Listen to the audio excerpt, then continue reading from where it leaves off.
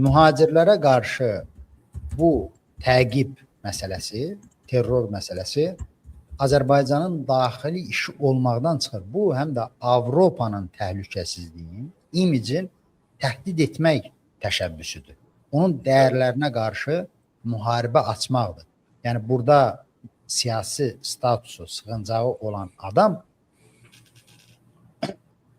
adama qarşı terror yox, hətta təqibin həyata, güdmənin həyata keçirilməsi həm də mühacirin yaşadığı ölkənin təhqir olunmasıdır ki, sənin qarantiya aldığın adama qarşı Azərbaycan hakimiyyəti 3000-4000 kilometrdən gəlib terror həyata keçirir, nə bilim, təqib həyata keçirir. Ona görə mənim də bəzi ideyalarım var, müəyyən işlərdə mən də görürəm, elə dostlarımızla birgə.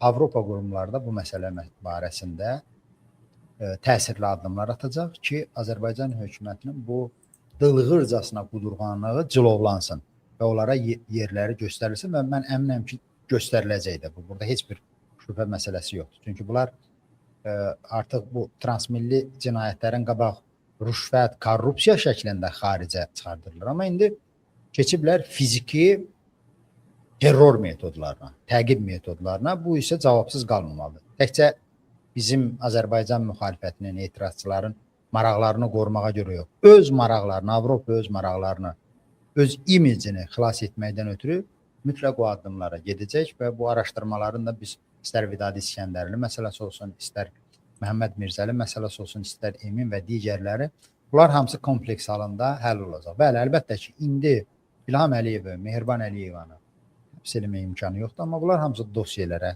tikilir və zamanı gələndə onlar da mühakimə olunacaq.